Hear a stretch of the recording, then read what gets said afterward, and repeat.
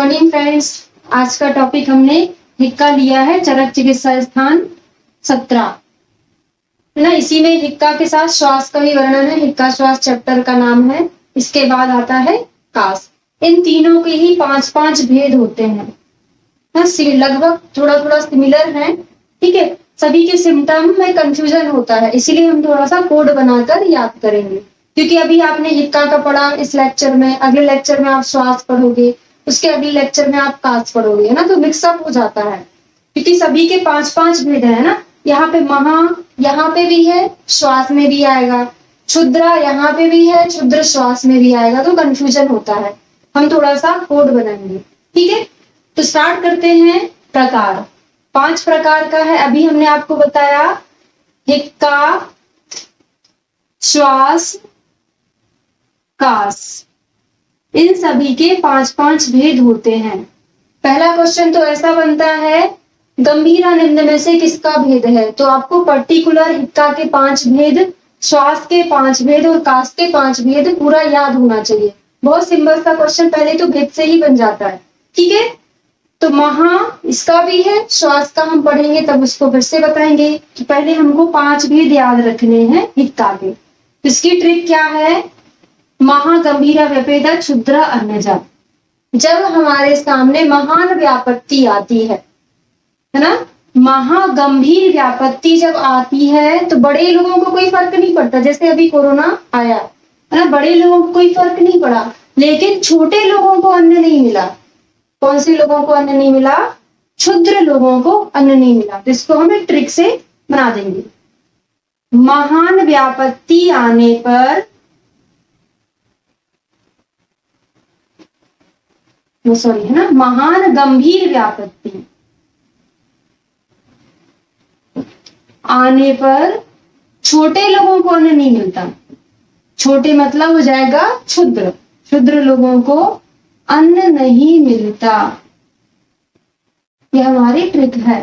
तो क्या हो जाएगा, महान से महा हिक्का, गंभीर से गंभीरा हिक्का, व्यापत्ति से व्यपेता हो जाएगा, छोटे से क्षुद्रा हो जाएगा, अन्य से क्या हो जाएगा, अन्यजा हो जाएगा। ठीक है। अब एक क्वेश्चन बनता है रिप्लेसमेंट का। आचार्य चरक ने व्यपेता बताया है, सुश्रुत नेसी के स्थान पर यमला बताया है। आचार्य सुश्रुत ने व्यपेता की जगह क्या बताया है, यमला, है ना। आचार्य सुश्रुत का पढ़ेंगे तब अलग से वहां पे समझाएंगे आपको। ठीक है, स्टार्ट करते हैं। पहला आता है महाहिक्का। पहले तो हम उत्पत्ति देखेंगे। महाहिक्का की उत्पत्ति स्थान क्या है, मर्म प्रदेश। महाहिक्का मर्म प्रदेश से उत्पन्न होती है, ठीक है। मर्म प्रदेश यहाँ पे इन्होंने हृदय लिया हुआ है ना, हृदय से उत्पन्न हो रही है, ठीक है। कैसे याद करेंगे, महामर्म याद कर लो, महामर्म। तो याद होगा आपको, महा से हो जाएगा महाहिक्का, मर्म से क्या हो जाएगा, मर्म प्रदेश से उत्पन्न होती है, ठीक है। लक्षण आता है महामूला, महावेगा, महाशब्दा, महाबला। तो कंफ्यूजन होने का चांस ही नहीं है कि गंभीरा तो नहीं है, व्यपेता, क्षुद्रा, अन्यजा में से तो कोई नहीं है। क्यों नहीं है? क्योंकि महा किस में आएगा, महाहिक्का में आएगा। इसको हम शब्दा से याद रखेंगे। आगे जाके आप महामूला, महावेगा टाइप के कम से कम 5-6 चीजें और पढ़ोगे। हम वहां पे कोड क्या बनवाते हैं, शब्द। क्योंकि हिक्का में क्या होता है, हिचकी जब आती है तो शब्द सुनाई देता है ना, तो शब्द से इसको याद करेंगे। अभी हमको केवल क्या पढ़ना है, हिक्का। तो वहां पे आपको क्लियर हो रहा है कि महाहिक्का में महा चीजें आएगी, ठीक है। नेक्स्ट है शास्त्रु विप्लुत नेत्रस्य, फिर वाक स्तंभ, सद्दा प्राणहरमता, और सुश्रुत ने बोला है सर्वगात्र प्रकंपनी। ये जो लक्षण लिखे हैं आचार्य चरक के अनुसार हैं, केवल ये लक्षण है जो सुश्रुत ने बताया हो। बहुत सारे बताए हैं, लेकिन यहाँ पे इंपॉर्टेंट एक था तो वो हमने लिख दिया, ठीक है। अब इसको याद करें। जब भी ऐसा टॉपिक आता है तो हमको थोड़ा सा स्टोरी बनाना पड़ता है ना, स्टोरी, थोड़ा सा कहानी समझ के इसको याद करेंगे। मूवी, सभी ने मूवी देखी होगी, है ना, जिसमें एक कौन है ना, कोई बड़ा आदमी है, कोई नेता है। मूवी में कोई नेता है, ठीक है। बहुत बड़ा आदमी नेता है तो बड़ा आदमी तो हो गई, ठीक है। तो उसी से हम इसको याद करेंगे। जब नेता गरीबों के सामने चला जाता है तो गरीबों की आंखों में क्या हो जाता है, आंसू भर जाते हैं। अब यहाँ पे पर्टिकुलर एक आंख का आंसू नहीं बोला है, वो आगे जाके आएगा श्वास में, ठीक है। साश्रु विप्लुत नेत्र से, जब नेता गरीब के सामने आया तो आंखों में आंसू भर के वो लोग खड़े हो जाते हैं। नेता कुछ भी बोलता है कि मैं ये करवा दूंगा ना, मूवी की बात कर रहे हैं, बोलेगा मैं ये आपको करवा दूंगा, ये सारी चीजें हो जाएगी, है ना। लेकिन गरीब लोग कुछ नहीं बोलते। गरीब क्या है, वाक स्तंभ, आंखों में आंसू भरकर चुपचाप खड़े हुए हैं। हमने नेता से क्यों रिलेट किया, महान लोग, समझ रहे हैं ना। महान मतलब कौन, नेता।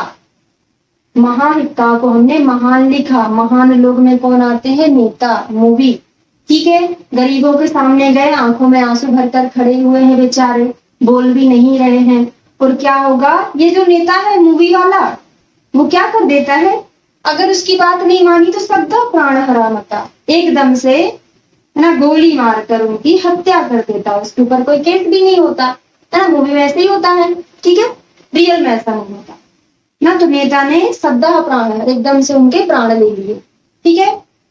और सुश्रुत का है सर्वगात्र प्रकंपन, इसको भी हम नेता से रिलेट करेंगे। जब नेता सामने आया, आंखों में आंसू भरे हुए हैं, कुछ बोल नहीं रहे, पूरी बॉडी कैसी हो रही है, कांप रही है, पूरी बॉडी कंपन कर रही है। ये हमारा महाहिक्का स्टोरी याद रखना, महान मतलब नेता, पूरा नेता से इसको रिलेट किया है, ठीक है। अब आता है गंभीरा।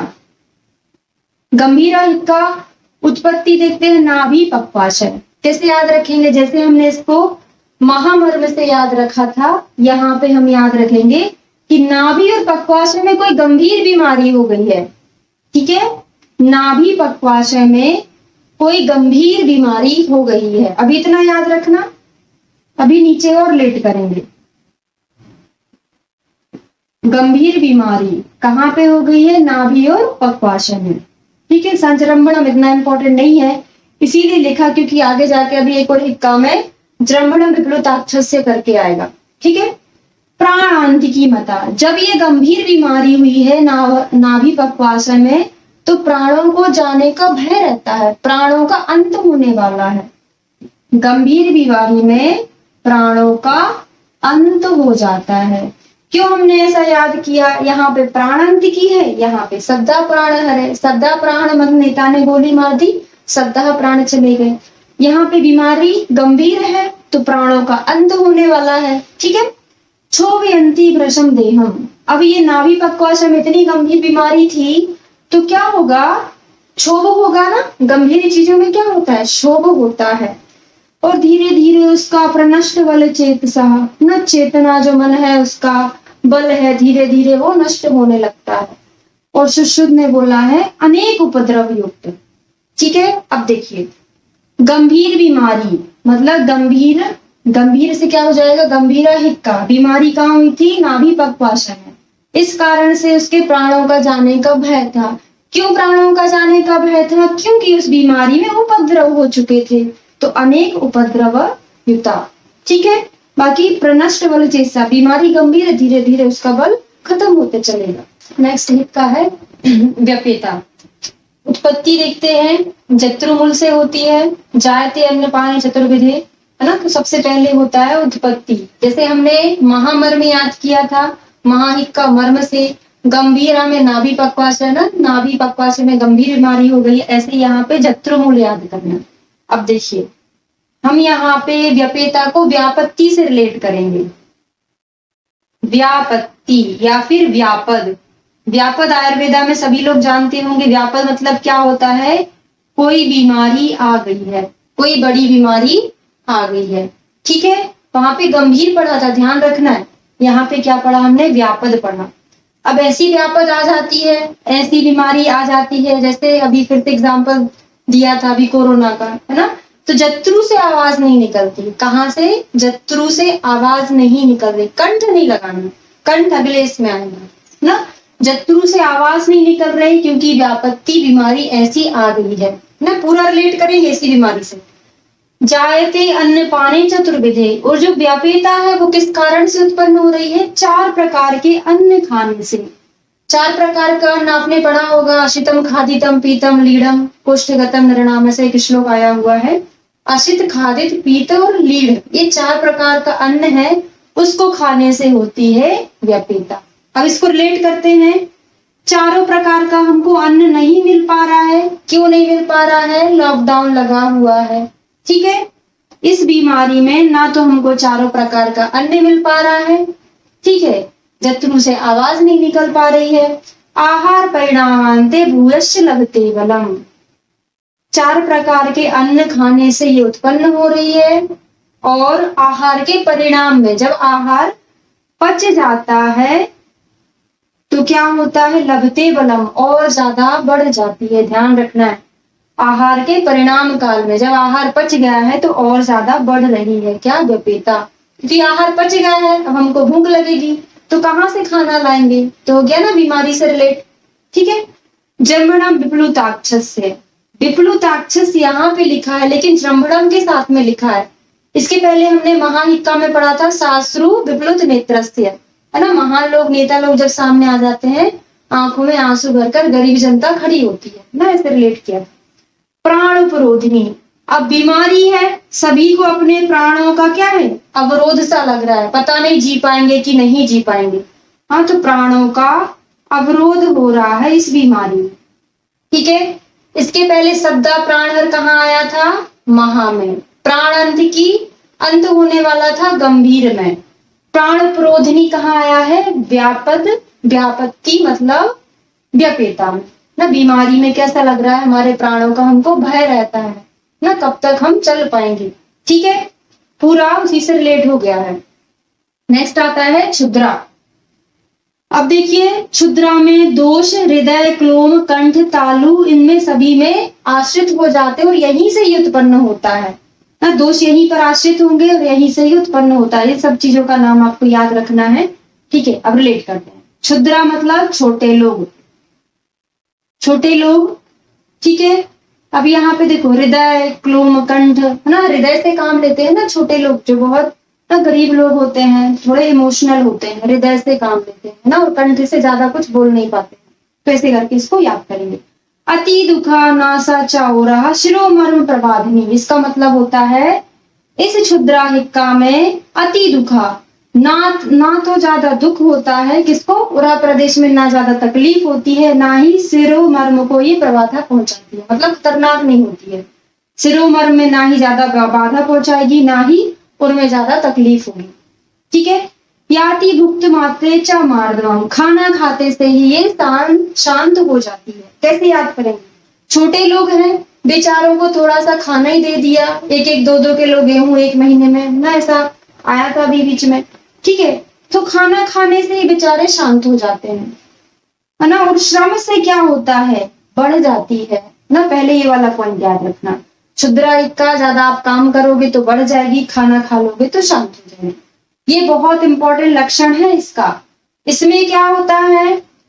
खाना खाने से उत्पन्न हो रही, लेकिन परिणाम काल में और ज्यादा बढ़ जाती है। लेकिन ये क्या हो रहा है? खाना खाते से ही शांत हो रही है। ठीक है, कैसे याद किया? छोटे लोग हैं, खाना अकेला दे दो, बेचारे शांत हो जाएंगे। ठीक है, लास्ट आता है अन्नजा। उत्पत्ति उरह स्रोत स्थान। अब देखिए, अन्न का उर है ना, इसको अच्छे से याद रखना पड़ेगा। सारा हमने रिलेट कर दिया है, अकेला एक आपको याद रखना पड़ेगा।